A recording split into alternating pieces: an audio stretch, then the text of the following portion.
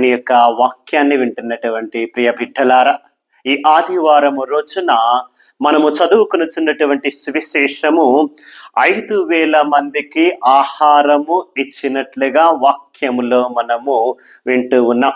ఆ యొక్క వాక్యములో పైన హెడ్డింగ్ చూస్తే మనము 5,000 మందికి ఆహారము అని ఉంది.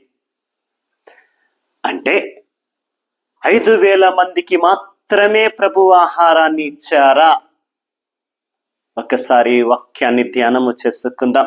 ప్రియ బిడ్డలారా, ఈరోజు దేవుని యొక్క వాక్యము మనతో మాట్లాడుతూ అంటున్నటువంటి మాట 6వ అధ్యాయము 10వ వచనం వాక్యం అంటుంది, యేసు అందరూ భోజనమునకు కూర్చుండబెట్టుడు. ఎవరినండి? కొద్ది మందినేనా? పురుషులనేనా? స్త్రీలనేనా? పిల్లనేనా? ఎవరిని కూర్చోమన్నారు? అందరూ భోజనమునకు కూర్చుండబెట్టుడు. అంటే అక్కడ ఉన్నటువంటి వారందరినీ కూడా ఈ రోజున భోజనమునకు కూర్చోండి అని ప్రభువు పలుకుతూ ఉన్నారు. అచ్చట ఇంచుమించు 5,000 మంది పురుషులు ఉండిరి. వారక్కడ పచ్చిక మీద కూర్చుండిరి. నేను ఈ రోజున ఈ యొక్క వాక్యాన్ని గురించి మనము ధ్యానము చేయాలి అని అనుకుంటూ ఉన్నాను. ఎందుకంటే చాలా మంది ప్రభు 5,000 మందికి భోజనం పెట్టారు, 5,000 మందికి ఆహారం పెట్టారు, 5,000 మందికి అద్భుతము ద్వారా ఆహారము పెట్టారు అని అంటూ ఉంటారు. మనం వింటూ ఉంటాం చాలాసార్లు. ఇప్పుడు నేను అడుగుతున్నా మిమ్మల్ని, కేవలము 5,000 మందికి మాత్రమే ప్రభు భోజనము పెట్టారా? ఆలోచన చేయండి. యోహాను శుభవార్త 6వ అధ్యాయము 10వ వచనములో ప్రభు అంటున్నటువంటి మాట, అందరూ భోజనమునకు కూర్చుండు అని చెప్పండి. అక్కడ ఉన్నటువంటి వారందరినీ భోజనమునకు కూర్చోమని చెప్పారు, అవునా కాదా? అక్కడ పురుషులున్నారు, స్త్రీలున్నారు, పిల్లలున్నారు, పెద్దలున్నారు, అందరూ ఉన్నారు. అందరినీ కూర్చోమన్నారు. కానీ వాక్యం ఏమంటుంది? అక్కడ రమారమి 5,000 మంది పురుషులు ఉండిరి. 5,000 మంది ఎవరున్నారు? పురుషులు మాత్రమే 5,000 ఉన్నట్టుగా వాక్యము చెబుతూ ఉంది. అంటే స్త్రీలు లెక్క వేయలేదు, పిల్లల్ని లెక్క వేయలేదు. పురుషులు ఎంతమంది ఉన్నారో స్త్రీలు కూడా అంతమంది ఉండవచ్చు, లేదా కొంచెం తక్కువగానే ఉన్నారనుకోండి. పిల్లలు కూడా కొద్ది మంది ఉండవచ్చు. భార్యాభర్తలు వచ్చినప్పుడు పిల్లలు తీసుకుని వస్తారు కదా. అంటే ఆ రోజుల్లో స్త్రీలను అంతగా లెక్కించేవాళ్ళు కాదు. లెక్క వేసేటప్పుడు ఎక్కువగా పురుషుల లెక్క చెబుతూ ఉండేవాళ్ళు. స్త్రీలను అంతగా పరిగణలోకి తీసుకునేవాళ్ళు కాదు, అంతగా లెక్క వేస్తుండేవాళ్ళు కాదు.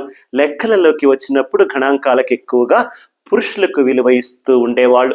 అందువలన ఇక్కడ వాక్యములో సువార్తీకుడు కూడా స్త్రీలు ఎంతమంది ఉన్నారు, పిల్లలు ఎంతమంది ఉన్నారు అని చెప్పకుండా పురుషులే రమారమి 5,000 మంది ఉన్నారు అని వాక్యము ద్వారా అంటున్నాడంటే ఇక్కడ మనము గుర్తు పెట్టుకోవలసింది, ప్రభువు ఆ రోజున భోజనము పెట్టింది 5,000 మందికి మాత్రమే కాదు. ఎందుకు? 5,000 మంది పురుషులే ఉన్నారు.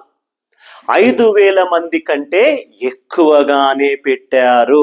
అది ఎంతమంది అని సరిగా మనకి లెక్క తెలియదు. కానీ అక్కడ ఉన్నటువంటి వారందరినీ భోజనం కూర్చుండమని, అందరికీ తృప్తిగా భోజనం పెట్టారు అని వాక్యం అంటూ ఉంది. అంటే 5,000 మందికి కాదని, అంతకు మించి ఎన్నో వేల మందికి ప్రభు ఆ రోజు భోజనం పెట్టారు. 5,000 మంది పురుషులే, స్త్రీలు ఇంకొక 5,000-6,000 ఉండవచ్చు, పిల్లలుండి ఉండవచ్చు. సో ఎంతమందికి పెట్టారని కరెక్ట్ గా తెలియదు, కానీ అక్కడ ఉన్నటువంటి వారందరికీ భోజనము పెట్టారనేది గుర్తుపెట్టుకోవాలి. కేవలం 5,000 మాత్రమే కాదు, అంతకు మించి అంతకన్నా ఎక్కువగానే ప్రభు ఆ రోజు భోజనము పెట్టారు. ఈ ఒక్క పాయింట్ మనము గుర్తు పెట్టుకోవాలి, తెలుసుకోవాలని చెబుతూ ఉన్నా. దానితో పాటుగా ఈరోజు వాక్యంలో మనము నేర్చుకోవలసినటువంటి ముఖ్య విషయాలు 3 విషయాలు మనం జ్ఞాపకం ఉంచుకోవాలి, నేర్చుకోవాలి. మొదటిగా వాక్యము చూస్తే యోహాను శుభవార్త 6వ అధ్యాయము 5వ వచనం వాక్యము చూస్తే, గొప్ప జన సమూహము తన వద్దకు వచ్చుట చూచి ప్రభువు ఫిలిప్పుతో వీరు భుజించుటకు కావలసిన ఆహార పదార్థములను మనము ఎక్కడ నుండి కొని తెచ్చేదము? ఇక్కడ చూడండి, గుర్తుపెట్టుకోవాల్సినటువంటి మాట. ప్రజలు తన వద్దకు వచ్చుటను ప్రభువు చూచారు. అక్కడ కూర్చుండబెట్టి అందరికీ బోధనలు చేస్తున్నారు. అయితే సమయం అయింది, ఆలస్యమైంది. ప్రభు అక్కడే ఉండిపోయారు, ప్రజలు అక్కడే ఉండిపోయారు. వాళ్ళు తిరిగి ఇళ్లకు వెళ్ళటానికి సమయం పడుతుంది, భుజించడానికి చాలా సమయం పడుతుంది. కాబట్టి ఆలస్యం అయిపోయింది. కాబట్టి అక్కడే ఉన్నటువంటి వాళ్ళు ఎవరు వెళ్ళటలేదు. కాబట్టి మరి ప్రభు ఎడతెగకుండా వాళ్ళకి బోధిస్తూ ఉన్నారు, అద్భుతాలు చేస్తూ ఉన్నారు, గొప్ప కార్యాలు వాళ్ళ మధ్య చూస్తూ ఉంటే వాళ్ళు అక్కడ నుండి వెళ్ళట్లా, అందరు అక్కడే ఉన్నారు. అంతమంది ఉన్నప్పుడు వాళ్ళకి ఆహారము పెట్టాలి, అన్నము పెట్టాలి అని ప్రభువుకి ఆలోచన వచ్చింది. చూడండి, అది మనం ఇక్కడ గుర్తించాలి. అక్కడ ఉన్న వాళ్ళు ఎవరు కూడా వాళ్ళకి అన్నం పెట్టమని అడగల, ప్రభు అడుగుతూ ఉన్నాడు. ఇంతమంది వచ్చారు కదా, మరి వీళ్ళందరికీ భోజనము ఎక్కడ నుండి తీసుకుని రావాలి, భోజనము ఎలా పెట్టాలి? ఇక్కడ మనం గుర్తు పెట్టుకోవాల్సింది, ఒక తల్లిలాగా, ఒక తండ్రిలాగా ప్రభువు అక్కడ ఉన్నటువంటి వాళ్ళ ఆకలిని గుర్తించారు. చూడండి, వాళ్ళపై కరుణతో, దయతో, జాలితో ఒక తల్లి తండ్రిలాగా వాళ్ళ ఆకలిని గుర్తించి వాళ్ళకి అన్నము పెట్టాలి అని ఆలోచన ప్రభువుకి వచ్చింది ఆ రోజున. అంటే బిడ్డలారా, మనకు నిత్య ఆహారాన్ని, దినదిన ఆహారాన్ని ప్రభువు తప్పకుండా ఇస్తారు అన్నటువంటి సందేశము గుర్తిస్తూ ప్రభు వారి ఆకలిని గుర్తించి వారిపై కరుణ చూపి ఆ రోజున వారికి అన్నం పెట్టారు. ప్రభుని యొక్క గొప్పతనాన్ని మనము చూడాలి. మనము ఆకలితో అలమటిస్తున్నప్పుడు, బాధలలో ఉన్నప్పుడు, ఇబ్బందుల్లో ఉన్నప్పుడు, కష్టములో ఉన్నప్పుడు ప్రభు మన చెయ్యి విడిచిపెడుతున్నారు అనుకుంటాం. కానీ ప్రభు చెయ్యి విడిచిపెట్టటలా. ఆ సమయం వచ్చినప్పుడు తప్పకుండా మనకేమి ఇవ్వాలో ప్రభు ఇస్తారు. ఈ రోజున వారి ఆకలిని గుర్తించి ప్రభు వారికి అన్నము పెట్టడానికి ముందుకు వస్తూ అక్కడ ఉన్నటువంటి శిష్యులను అడుగుతూ ఉన్నారు పరీక్షార్థం. మరి వీళ్ళందరికీ అన్నం ఎక్కడ తేవాలి మనము అని అంటూ ఉంటే ఫిలిప్ ఒక మాట అంటున్నాడు. చూడండి 6వ వచనంలో, ఫిలిప్పును పరీక్షించుటకై యేసు అట్లు పలికెను, ఎలైనా తనేమి చేయబోతున్నది ఆయనకు తెలియను. 7వ వచనం అంటుంది, ఒక్కొక్కరికి కొంచెము వడ్డించుటకైనను 200 వరహాల రొట్టెలు కూడా చాలవు అని ఫిలిప్పు ఆయనకు సమాధానం ఇచ్చాను. ప్రభు ఏమంటున్నాడు, ఫిలిప్పు వీళ్ళందరికీ ఆ భోజనం ఎక్కడ నుండి తీసుకొచ్చి పెడదామంటే ఫిలిప్ ఏమన్నాడు, అయ్యో ఎక్కడ తెస్తామయ్యా, 200 వరహాలు రొట్టెలు తీసుకొచ్చినా కూడా సరిపోవు, అంతమంది జనం ఉన్నారు, ఎంత ఖర్చు పెట్టి, ఎంత డబ్బు పెట్టి ఇప్పుడు ఎక్కడ పోయి కొనుక్కొస్తాం, ఎక్కడి నుండి తీసుకొస్తామని. ప్రభువుకి తెలుసు ఆయన అద్భుతం చేయబోతున్నారని, ప్రభువుకు తెలుసు ఆయనలో శక్తి ఉందని, ప్రభువుకు తెలుసు ఆ రోజున వాళ్ళందరికీ భోజనం పెట్టబోతున్నాడని. కానీ ఫిలిప్పు నమ్ముతాడా లేదా, శిష్యులు నమ్ముతాడా లేదా అని చెప్పి ప్రభు అడిగితే, ఫిలిప్పు అయ్యా నువ్వున్నావు కదయ్యా, ఇంకెందుకయ్యా బాధ, అందరికీ భోజనము నువ్వు పెట్టగలవయ్యా అని అంటాడేమోనని ప్రభు ఎదురు చూసి ఉంటారు. ప్రభునిలో ఉన్నటువంటి శక్తిని, అద్భుత కార్యాన్ని, గొప్పతనాన్ని ఫిలిప్పు గుర్తించకుండా, అయ్యో ఎక్కడ పెడతామయ్యా, ఎక్కడి నుండి తెస్తాం, 200 వరహాల రూపాయలు ఖర్చు పెట్టి రొట్టెలు కొనుక్కొని వచ్చినా కూడా వీళ్ళందరికీ సరిపోవు అంటున్నాడు తప్ప, డబ్బు ఖర్చు పెట్టి తేవాలి అంటున్నాడే తప్ప, నువ్వు చెయ్యగలవు కదా యేసయ్యా, నువ్వు తలుచుకుంటే ఇంతమందికి అన్నం పెట్టడం పెద్ద కష్టమేమి కాదయ్యా. అలనాడు అనేక సంవత్సరాలు ఇశ్రాయేలు ప్రజలకు మన్నా అనే ఆహారము ద్వారా భగవంతుడు ఏ విధముగా వారిని ఎడారి గుండా నడిపిస్తూ ప్రతిరోజు వాళ్ళకి ఆకలేసినప్పుడల్లా అన్నము పెట్టాడండి. వాళ్ళని పస్తులుంచలా, ప్రతిరోజు వాళ్ళకి ఆహారాన్ని, నిత్యాహారాన్ని ఇస్తూనే ఉన్నాడు. మరి రోజున వాళ్ళకి ప్రభు ఇవ్వగలడు అని ఫిలిప్పు గుర్తిస్తాడేమో, అంటాడేమో, ప్రభునిలో ఉన్నటువంటి శక్తిని, గొప్పతనాన్ని, అద్భుత శక్తిని ఫిలిప్పు గుర్తిస్తాడేమోనని ప్రభు ఎదురు చూచాడు. కానీ ప్రభునిలో ఉన్నటువంటి ఆ శక్తిని ఫిలిప్పు గుర్తించకు, అన్ని అద్భుతాలు చూశాడు, అన్ని గొప్ప కార్యాలు చూశాడు, కానీ ఆ మాట అనలేక, పొయ్యి కొనుక్కు రావాలయ్యా, కొనుక్కొచ్చినా కూడా ఇంతమందికి సరిపోవేమో అంటున్నాడు. ప్రభు నిత్యము మన గురించి ఆలోచిస్తూ అన్నం పెడతాడని వాక్యం అంటూ ఉందండి. వాక్యములు ఒక్కసారి చూస్తే కీర్తనల గ్రంథము కూడా 145వ అధ్యాయము 15-16 వచనాలలో వాక్యం అంటుంది, ప్రతి ప్రాణియు ఆశతో నీ వైపు చూచును, నీవు వారికి అవసరము కలిగినప్పుడెల్లా తిండి పెట్టెదవు. ప్రతి ప్రాణి కూడా నీ వైపు ఆశతో చూస్తుందయ్యా. నా దేవుడు ఉన్నాడు, నా ప్రభు ఉన్నాడు, నన్ను ఆదుకుంటాడు అని ప్రతి ప్రాణి నీ వైపు ఆశతో చూస్తుంది. నీవు వారికి అవసరము కలిగినప్పుడల్లా తిండి, నువ్వు వాళ్ళని వృధాగా పోనివు, ఉత్తగానే పోనివు, ఉరకనే పంపించివేయవు. వాళ్ళకి అవసరమైనప్పుడెల్లా కూడా తిండి పెడతావు. ఆ ప్రాణులకు సమృద్ధిగా ఆహారమును సగి వాని ఆకలి తీర్చుదువు. కీర్తనకారుడు అంటున్నటువంటి మాటలంటే 145వ అధ్యాయం 15. వాళ్ళు నీ వైపు చూస్తారు, నీవు వాళ్ళకి అవసరమైనప్పుడెల్లా అన్నం పెడతావు, వాళ్ళ ఆకలిని తీరుస్తావయ్యా నువ్వు అని చెప్పి వాక్యం. ఆ మాటలు నిజం అన్నట్లుగా ఈరోజు ప్రభుని వాక్యాన్ని వింటున్నటువంటి వాళ్ళ దగ్గరకు ప్రభు భోజనాన్ని తీసుకొచ్చి పెడుతూ అందరికీ, కొంతమందికే కాదండి, పురుషులకు మాత్రమే కాదు, లేదా స్త్రీలకు, అక్కడ ఉన్నటువంటి వారందరినీ కూర్చుండబెట్టండి అని చెప్పి వచ్చిన వారందరికీ కూడా తండ్రిలాగా ప్రేమతో వాళ్ళకు భోజనం పెడుతున్న కీర్తనకారుడు పలికినటువంటి ఆ మాటలు నిజమన్నట్లుగా నీవు అందరి ఆకలి తీరుస్తావయ్యా అన్నట్లుగా వాక్యములో మనం ఈ రోజున దేవుని మాటలు వింటూ ఉన్నాం. గుర్తుపెట్టుకోవలసినటువంటి మాట, అక్కడ ఉన్నటువంటి శిష్యులు ఫిలిప్పు ప్రభునిలో ఉన్నటువంటి ఆ శక్తిని, ఆ గొప్పతనాన్ని, అద్భుతము చేసైనా అందరికీ అన్నము పెట్టగలిగినటువంటి శక్తిని గుర్తించలేకపోయాడు. నీవు నేను అలా ఉండకూడదండి. మన అవసరతలు తీర్చలేనటువంటి దేవుడు మాత్రము కాదు మన యేసయ్య. మనను ఉత్తగని అలా కష్టాలలో బాధల్లో చేయి విడిచిపెట్టేటువంటి దేవుడు మాత్రము కాదు మన యేసయ్య. అవసరతలో మనము ఆయన చెంతకు వచ్చినప్పుడు తప్పకుండా మన అవసరం తీర్చగలిగినటువంటి దేవుడు, చేయందించగలిగినటువంటి దేవుడు. మనం ఆయన చేయి వదిలిపెట్టి వెళ్ళిపోతామేమో, కానీ ఆయన మాత్రం మన చేయి విడిచిపెట్టి ఎన్నడూ వెళ్ళడు. ఇదొక్కటి మనము గుర్తు పెట్టుకుంటే, అంతమందికి అన్నం పెట్టిన వాడు నీకు నాకు అన్నం పెట్టలేడా? అందుకే ప్రభు ప్రార్థనలో దినదిన ఆహారం కోసం ప్రార్థన చేయమన్నాడు. ఆ దినదిన ఆహారాన్ని తప్పకుండా ప్రభు అందరి ఆకలి తీరుస్తాడని కీర్తనకారుడు అంటూ ఉన్నాడు. కాబట్టి మొదటిగా మనము గుర్తు పెట్టుకోవాల్సింది, ఫిలిప్పు ప్రభువులో ఉన్నటువంటి శక్తిని గుర్తించలేదు. మనము గుర్తిద్దాం. నా ప్రభువు నమ్మదగినవాడు, నా ప్రభువు చేయదగినవాడు, నా ప్రభువు ఆపదలో నన్ను ఆదుకునివాడు, ఆయనలో శక్తి ఉంది, అద్భుత శక్తి ఉంది, గొప్ప దైవిక శక్తి ఉంది అని నమ్ముదాం, విశ్వసిద్దాం.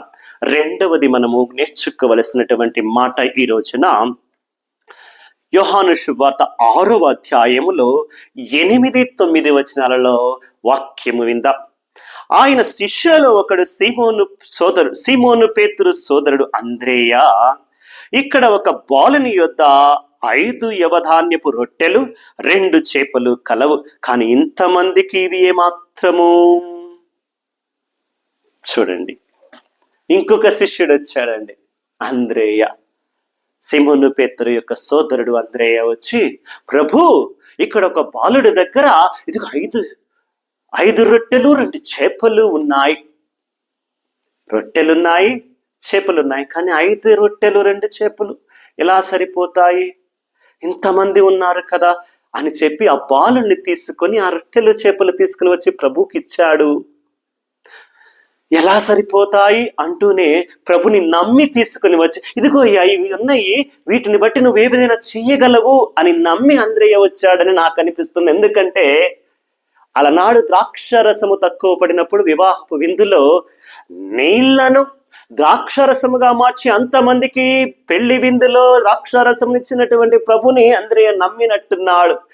అక్కడ నీళ్లను ద్రాక్షరసముగా మార్చావు కదా, ఇక్కడ 5 రొట్టెలను ఇంతమందికి నువ్వు మార్చి ఇవ్వగలవయ్యా, ఇదిగో ఈ బాలుడి దగ్గర ఉన్నాయ్యా, తీసుకోయ్యా అని చెప్పి తీసుకుని వచ్చాడు. ఫిలిప్పు నమ్మలేదు, శక్తిని గుర్తించలేదు. ఇక్కడ అంద్రేయ ప్రభువులో ఉన్నటువంటి శక్తిని గుర్తించాడు. కాబట్టి రెండవ విషయం మనం నేర్చుకోవాల్సి, ఒక బాలుడు ఇచ్చినటువంటి ఒక చిన్న కానుక, ఆ 5 రొట్టెలు కొన్ని వేల మంది కడుపు నింపాయండి.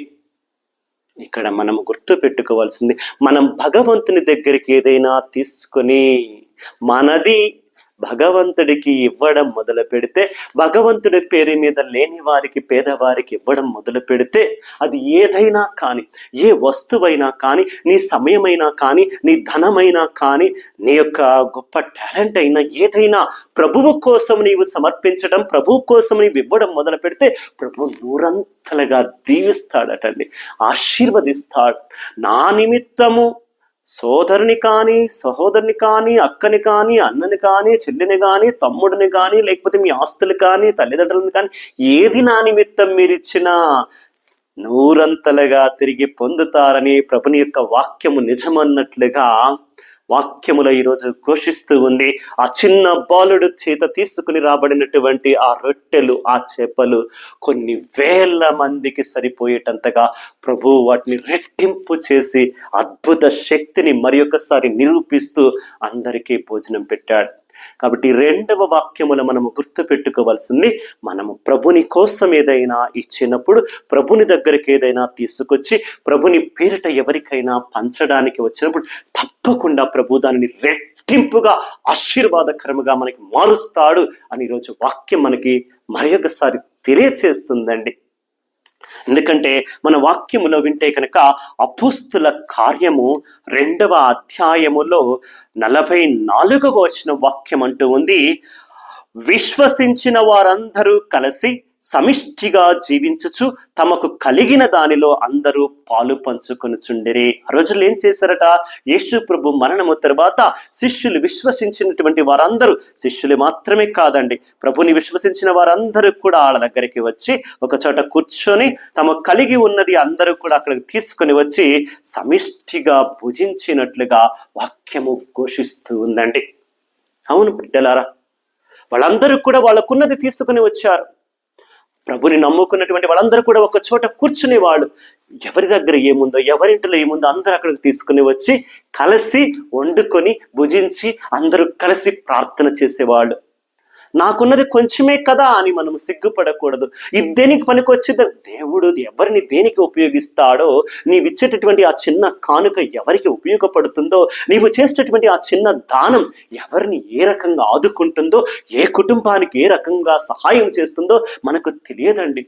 ప్రభు వాడుకుంటాడు. నువ్విచ్చే ఆ రూపాయే కావచ్చు, నువ్విచ్చే ఆ గంట సమయమే కావచ్చు, నువ్వు చేసే ఆ చిన్న ప్రార్థనే కావచ్చు. ఎవరికి తెలుసు నీ చిన్న ప్రార్థనను ప్రభువు ఆలకించి ఎవరిని దీవిస్తారో, ఎవరిని ఆశీర్వదిస్తారో మనకు తెలియదు కదా. నీవు చేసేటటువంటి ఆ దానం, ఆ సహాయం, ఆ సమయం, నువ్వు చెప్పేటటువంటి ఆ మాటలు, నువ్వు చేసేటటువంటి ఆ ప్రార్థన ఎవరికైనా ఉపయోగపడుతుందేమో, ఎవరికైనా మేలు చేస్తుందేమో. అవునండి, ఆ చిన్నారి బిడ్డ తీసుకొచ్చినటువంటి ఆ రొట్టెలు చేపల ఆ రోజున కొన్ని వేల మంది కడుపు నింపాయి. ప్రభు అద్భుత శక్తి ద్వారా వారిని రెట్టింపులుగా చేశాడు. మనము కూడా ఇతరుల కోసం ఏదైనా త్యాగము చేసినప్పుడు, ముఖ్యంగా ఇతరులకు ఆపదలో ఉన్నప్పుడు, అవసరాల్లో ఉన్నప్పుడు వాళ్ళకి మనం ఏమి ఇవ్వకపోయినా పర్వాలేదు, కానీ వాళ్ళ కష్టము తెలిసినప్పుడు వాళ్ళని ప్రభువు దగ్గరికి తీసుకొని వచ్చి వాళ్ళ కోసం ప్రార్థన చేయాలి. వాళ్ళు రానవసరంలా, వాళ్ళ సమస్యను ప్రభువు చెంతకు తీసుకొచ్చి మనం వాళ్ళ కోసం ప్రార్థన చేస్తే ఎవరికి తెలుసండి, ఎవరికి తెలుసు ప్రభు ఏ బాలుడి ప్రార్థన వినో, ఏ అమ్మ ప్రార్థన ఉండో, ఏ అయ్య ప్రార్థన వినో ఆ కుటుంబాన్ని దీవిస్తాడో, ఆశీర్వదిస్తాడో తెలియదండి. అందుకే నేనంటున్నా, ప్రభుని దగ్గరికి మనం ఏమి తీసుకొచ్చినా దాన్ని తప్పకుండా రెట్టింపుగా చేస్తాడు, వారిని ఆశీర్వదిస్తారు. ముఖ్యముగా ఇతరుల కోసం మనం చేసే ప్రార్థన ఎంతో గొప్పగా మనకు దీవెనకరంగా ఉంటుంది, ఇతరులకు కూడా దీవెనకరంగా ఉంటుంది. కాబట్టి మనం ఏమి త్యాగం చేసినా, ఏమి ఇచ్చినా, ఏమి తీసుకుని వచ్చినా ప్రభు దగ్గరికి తప్పకుండా రెట్టింపులు అవుతాయి అని ప్రభు ఈరోజు మరి ఒకసారి వాక్యము ద్వారా మనకి తెలియచేస్తూ ఉన్నారు. మరి ప్రభు ఈరోజు మనకు నేర్పుతున్నటువంటి 3వ ముఖ్య మాట ఏమిటయ్యా అంటే, యోహాను శుభవార్త 6వ అధ్యాయంలో మనము 11, 12 వచనాలు నేర్చుకుంటే, అప్పుడు యేసు రొట్టెను తీసుకుని ధన్యవాదాలు అర్పించి కూర్చున్న వారందరికీ వడ్డించెను. అట్లే చేపలను కూడా వారికి తృప్తి కలిగినంతగా వడ్డించెను. వారు తృప్తిగా భుజించిన పిదప యేసు శిష్యులతో, ఏమీ వ్యర్థము కాకుండా మిగిలిన ముక్కలను పోగు చేయుడు అని పలికెను. 3వ మాట మనము నేర్చుకోవలసింది, అక్కడ ఉన్నటువంటి వాళ్ళందరికీ కూడా ప్రభు తృప్తిగా భోజనము పెట్టాడు.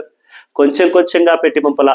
తక్కువగా ఉంది కదా, ఇది ఒక్కొక్కరికి ఒక్కొక్క ముక్క, లేకపోతే ఒక్కొక్క రొట్టె చాలు అని చెప్పి పెట్టలా. వాక్యం అంటూ ఉంది, వారు కడుపు నిండా తిని తృప్తిగా తినేటంత వరకు, అందరూ తృప్తి పొంది చాలు. చాలా మంది అంటూ ఉంటారండి, మనుషులు ఎవరైనా చాలు అని అనేది ఉంటే అన్నం దగ్గరేనండి. నువ్వు డబ్బులు ఇస్తున్నా చాలు అనరు, ఇంకోటి ఇస్తున్నా చాలు అనరు, కానీ అన్నం దగ్గర మాత్రం ఇంక పొట్ట పట్టినంతే కదా తినగలిగేది, అంతకంటే మించి తింటాం పగిలిపోయిందండి. అందుకని ఎవరమైనా చాలు అనేది ఏదైనా ఉంటే అన్నం దగ్గరేనంటండి. పెడతా ఉంటే తింటా ఉంటాం, ఎంత పొట్ట పట్టినంత తింటా ఉంటాం. పొట్ట నిండి మన వల్ల కాదయ్యో, ఎంత తినగలిగిన వాళ్ళైనా కూడా చాలు అనేది భోజనము దగ్గర. అంటే తృప్తిగా మనం ఏ మనిషికైనా ఏదైనా ఇవ్వగలము, ఏదైనా పెట్టగలము, ఇక చాలు అనేటంత పెట్టగలిగితే అది అన్నమేనండి. అది ఆ రోజు వాక్యం అంటూ ఉంది, ప్రభువు వాళ్ళ పొట్ట నింపాడు, అన్నము పెట్టాడు, కడుపు నిండా పెట్టాడు, వాళ్ళు తృప్తిగా అందరూ భుజించేటంత వరకు పెట్టాడు తప్ప కొంచెం కొంచెంగా కాదండి, తృప్తిగా భుజించే వరకు. ఇక్కడ మనం నేర్చుకోవలసిన మాట ఏంటంటే, అందరికీ తృప్తిగా పెట్టిన తర్వాత ప్రభు ఒక మాట అన్నాడండి, మిగిలిన ముక్కలన్నీ కూడా వృధా చేయకుండా వాటిని ప్రోగు చేసి గంపలకు ఎత్తండి అంటే 12 గంపలకు ఎత్తినట్లుగా వాక్యము ఘోషిస్తుంది. ఇక్కడ ప్రభు మనతో మాట్లాడుతున్నట్టు లేదు బిడ్డలారా. తృప్తిగా తిన్న తర్వాత మిగిలిన ముక్కలన్నీ కూడా గంపలకు వెత్తండి అంటున్నాడు, వృధా కానియకుండా. చూడండి, వాక్యం చాలా చక్కగా అంటూ ఉన్నటువంటి మాట అండి. అక్కడ ఏమంటుంది, వారు తృప్తిగా భుజించిన పిదప యేసు శిష్యులతో ఏమీయూ వ్యర్థము కాకుండా మిగిలిన ముక్కలను పోగు చేయడు. ఏమీయూ వ్యర్థము కాకుండా. బిడ్డలారా, చాలాసార్లు మనం ఎంత వృధా చేస్తుంటాం, అన్నం వృధా చేస్తుంటాం, నీళ్లు వృధా చేస్తుంటాం, బట్టలు కానీ, భగవంతుడి ఇచ్చినది ప్రకృతిలో గాలిని కానీ నీటిని కానీ కలుషితం చేస్తూ వృధా చేస్తూ. భగవంతుడు ఈ రోజున మనకి మనుషులకు నేర్పుతున్నటువంటి గొప్ప సందేశం, ఏమీ వ్యర్థము కాకుండా మిగిలిన ముక్కలు పోగు చేయండి. అంటే మన జీవితంలో కూడా ముఖ్యంగా అన్నం అండి. అన్నము లేక అలమటించే వాళ్ళు చాలా మంది ఉన్నారు. రోజు తిండి లేక, మనకు 3 పూట్ల 4 పూట్ల 5 పూట్లు కూడా తినేవాళ్ళు ఉన్నారు. తినగలిగిన శక్తిని భగవంతుని ఇచ్చాడు. రోజు 3 పూట్లైనా కనీసం మనం తింటున్నాం. ఒక్క పూట కూడా తినటానికి లేక అల్లాడేటటువంటి వాళ్ళు ఇంకా ఈ భూమి మీద చాలా మంది ఉన్నారు. మన చుట్టుపక్కలే చూస్తేనే చాలా మంది ఉంటారు. కాబట్టి మనము అన్నం వృధా చేయకూడదు, నీళ్లను వృధా చేయకూడదు, జాగ్రత్తగా వాడాల. తినాలి, తప్పు లేదు, వాడుకోవాలా, తప్పు లేదు, ఎంత కావాలో అంతగా తినాలా, వృధా చేయకూడదు. ఈ ఒక్క విషయం ఈరోజు ప్రభు నేర్పుతున్నటువంటి మాట అండి. ఏమీ వృధా కాకుండా ముక్కలన్నీ గంపలకు వెత్తండి, పోగు చేయండి అంటున్నాడు. చాలాసార్లు ఫంక్షన్లకు వెళ్ళినప్పుడు, లేకపోతే మన ఇళ్లలో ఏదైనా ప్రోగ్రాములు జరిగినప్పుడు అన్నం మిగిలిపోతే పారేయకండి, తీసుకువెళ్ళి అనాథాశ్రమాలకో, వృద్ధాశ్రమాలకో, లేని వాళ్ళకో, రోడ్ల మీద చాలా మంది కూర్చుని ఉంటారు. ప్లాట్ఫామ్ల మీద, ఫుట్పాత్ల మీద పడుకున్న వాళ్ళు, బస్ స్టాండ్లో, రైల్వే స్టేషన్లో ఉన్న వాళ్ళు చాలా మంది ఉంటారు. అలా మన ఇళ్లలో ప్రోగ్రాంలు, సెలబ్రేషన్లు, కార్యక్రమాలు ఏమైనా జరిగినప్పుడు మిగిలిన దానిని తీసుకుని వెళ్ళి ఇక్కడ మనకి వచ్చినటువంటి గెస్ట్లకు 1000 మందికి పెట్టినారా అని తృప్తి అక్కడ 10 మందికి పెడితే తృప్తిగా ఉంటుంది, మనశ్శాంతి ఉంటుంది, మనకు తృప్తి ఉంటుంది, వాళ్ళకు తృప్తి ఉంటుంది, భగవంతుడి ఆశీస్సులు మనకు వస్తాయండి. కాబట్టి ఆహారాన్ని మన ఇంట్లో ఏదైనా ఫంక్షన్లప్పుడు వండుకున్నా, ఏదైనా కార్యక్రమాలు జరిగినప్పుడు, ఎక్కడైనా ఫంక్షన్ హాల్ దగ్గర కానీ ఎక్కడైనా మిగిలిపోయినది ఏదైనా ఉంటే, లేనివాడికి, రోడ్డు మీద ఉన్నవాడికి, ఆసుపత్రుల్లో లేకపోతే బస్ స్టాండ్లోనో, రోడ్ల మీద చాలా మంది లేక అలమటిస్తూ ఉన్న వాళ్ళు ఉంటారండి. ఇక్కడ 1000 మందికి నువ్వు పెట్టినా రాని తృప్తి, సంతృప్తి అక్కడ 10 మందికి లేని వాడికి పెడితే, రోడ్ల మీద ఉన్న వాళ్ళకి, అన్నం లేక అల్లాడిపోతున్న వాళ్ళకి, రోడ్ల మీద పడుకునే వాళ్ళకి, రైల్వే స్టేషన్లో, బస్ స్టాండ్లో పడుకునేటటువంటి వాళ్ళకి తీసుకెళ్ళి పెడితే మనకి తృప్తి ఉంటుంది, వాళ్ళకి తృప్తి ఉంటుంది, దైవాశీస్సులు మనకు కలుగుతాయి. కాబట్టి మన ఇండ్ల వద్ద అయినా ప్రతిరోజు ఆహారాన్ని వృధా చేయొద్దు. ఎక్కువగా ఉంటే లేని వాడికి పెట్టండి. ముఖ్యంగా ఫంక్షన్ చేసినప్పుడు మిగిలినవి పారేయకుండా, పాడు చేయకుండా లేని వాళ్ళకి తీసుకెళ్ళి పెడదాం. ఈ రోజున మనందరము కూడా ఈ ఒక్క విషయాన్ని గుర్తు పెట్టుకొని నేర్చుకుందామండి. ప్రభు నేర్పుతున్నటువంటి గొప్ప సందేశం ఇది. ప్రభువే ఆ రోజు అద్భుతము ద్వారా అందరికీ కడుపు నింపి అందరికీ తృప్తిగా అన్నంతిన తర్వాత వృధా చేయకుండా పోగు చేయనన్నాడు. మనల్ని కూడా ఈ రోజు ప్రభు అంటున్నాడు, వృధా చేయకుండా ఎవరికైనా ఉపయోగించబడేటట్లు మనం అది ప్రతిరోజు మన ఇంట్లో వండుకునేదైనా, మన ప్రోగ్రాములు ఫంక్షన్లప్పుడు వండుకున్నదైనా వృధా కాకుండా ఎవరికైనా పెడదాం. ఈరోజు ఈ యొక్క వాక్యము ద్వారా ప్రభు నేర్పుతున్నటువంటి గొప్ప సందేశం, ప్రభువు అక్కడ ఉన్నటువంటి వాళ్ళందరి యొక్క ఆకలిని గుర్తించాడు, ఆకలి తీర్చడానికి ప్రయత్నించి అందరికీ అన్నం పెట్టి తృప్తిగా పంపారు. బిడ్డలారా, భగవంతుడు మనకిచ్చిన దానిలో నుండి మనము కూడా ఎంతో కొంత ఇతరులకు ఇవ్వడం నేర్చుకోవాలి. అన్నిటికన్నా మించి ఏమిచ్చినా ఇవ్వకపోయినా ఎవరైనా ఆకలితో వచ్చినప్పుడు మాత్రం, ఆకలితో ఉన్న వాళ్ళని చూస్తే మాత్రం కడుపు నిండా అన్నం మాత్రం పెట్టి పంపండి. ఏమి ఇవ్వకపోయినా పర్వాలేదు, ఏం పెట్టకపోయినా పర్వాలేదు, కానీ ఒక ముద్ద అన్నం పెట్టి మాత్రం పంపిద్దాం. ఎవరైనా మీలో అలా చేస్తూ ఉంటే దేవుడు మేము మరింతగా దీవించాలి, నూరంతలుగా ఆస్వాదించి మీకు ఇంకా ఇవ్వాలండి. మనం అలా ఇవ్వడం మొదలు పెడితే దేవుడు ఇంకా ఇస్తాడండి. మన చెయ్యి ఎప్పుడు ఇలా ఇస్తూ ఉంటే దేవుడు కూడా పైనుండి ఇలా ఇస్తూ ఉంటాడట. ఎప్పుడు ఇలాగే ఉండి ప్రభు ప్రభు ప్రభు ప్రభు అంటా ఉంటే ఇచ్చిన దాన్ని ముందు పంచయ్యా అంటాడట భగవంతుడు. అందుకే మన చేతులు ఇలా కాదు ఉండాల్సింది, ఇలా ఉండాలి. ఎందుకంటే భగవంతుడు మనకి ఇలా ఇస్తూ ఉంటాడు. మనం ఇలా విదిలిస్తే ప్రభు ఇలా విదిలిస్తాడట. అది దీవెన కానీ, ఆశీర్వాదము కానీ, ఆస్తులు అంతస్తులు కానీ, ధనధాన్యాలు కానీ, ఆరోగ్యము కానీ, ఆశీర్వాదాల దీవెనలు కానీ భగవంతుడు పైనుండి అలా ఇస్తాడట. మనం ఇలా ఇవ్వడం మొదలు పెడితే, నేర్చుకుంటే, ఏమిచ్చినా ఇవ్వకపోయినా ఆకలి అంటూ వచ్చిన వారికి మాత్రం ఒక ముద్ద అన్నం పెట్టి కడుపు నింపి పంపండి. ఈ రోజున ప్రభువు మరి ఒకసారి వాక్యము ద్వారా మనందరికీ బోధిస్తున్నటువంటి మాట, 5,000 మందికి కాదు, 5,000 కంటే ఎక్కువ మందికి ఈ రోజున భోజనము పెట్టాడు అని వాక్యం అంటుంది. వచ్చిన వారందరికీ తృప్తిగానిచ్చి పంపించాడు. మిగిలిన ముక్కలను ప్రోగు చేయండి అంటూ మీరేది వృధా చేయకండి. జీవితంలో భగవంతుడు ఇచ్చిన దానిని మంచిగా వాడుకోండి, ఇతరులకు ఉపయోగించండి. అన్నము మాత్రం ఆకలి అంటూ వచ్చిన ఎవరికైనా పెట్టి పంపించండి. మీరు తప్పకుండా దీవెనలు పొందుకుంటారు, ఆశీర్వాదాలు పొందుకుంటారు అంటూ ప్రభువు చేసినటువంటి అద్భుత కార్యము కేవలం ఒక బాలుడు ఇవ్వడము ద్వారా చేయగలిగాడు, రెట్టింపు చేయగలిగాడు, ఆశీర్వాదాలు ఇచ్చాడు. కాబట్టి మనము కూడా దేవుని దగ్గరికి ఏదైనా తీసుకొని కానుకగా తీసుకొని ఇచ్చినప్పుడు, ఇతరులకు ప్రభు పేరిట ఏదైనా ఇచ్చినప్పుడు భగవంతుడు మనల్ని కూడా అధికముగా రెట్టింపుగా దీవిస్తానని ఈ వాక్యం ద్వారా తెలియజేస్తున్నాడు. ఇంత మంచి వాక్యాన్ని ఇచ్చినటువంటి ప్రభునికి వందనాలు చెబుతూ ఒక చిన్న ప్రార్థన చేసుకుందాం. ప్రేమామయుడైనటువంటి యేసయ్య, నీవు వాక్యములో ఇదిగో నేనే జీవాహారమును అంటూ యోహాను శుభవార్త 6వ అధ్యాయములో నీవు 48, 49 వచనాల ద్వారా నేనే జీవము గల ఆహారమును, నా శరీరమే మీకు జీవాహారముగా ఇస్తాను అని మాటిచ్చిన విధముగా ఆకలితో నీ చెంతకు వచ్చినటువంటి ప్రతి బిడ్డ యొక్క ఆకలిని తీర్చి తృప్తిగా అన్నము పెట్టి పంపినట్లుగా ఈరోజు వాక్యాన్ని వింటున్నా. నీలో అద్భుతమైనటువంటి శక్తి ఉందని, భగవంతుడవని, భగవత్ స్వరూపుడవని, ఆ భగవంతుని యొక్క శక్తి నీలో ఉన్నది. అద్భుతము ద్వారా అనేక మందికి ఆహారాన్ని అందించినటువంటి యేసయ్య వాక్యములో కీర్తనకారుడు అంటున్నట్లుగా నీవు అందరి ఆకలి గుర్తిస్తావు, అందరి ఆకలి తీరుస్తావు, అందరికీ అన్నం పెడతావని వాక్యం అంటుంది. అవును నాయన, మాకు ఏ ఇబ్బంది లేకుండా ప్రతిరోజు నానాటికి కావలసిన ఆహారం మాకు ఇస్తున్నందుకు నీకు వందనాలు, స్తుతులు, స్తోత్రములయ్యా.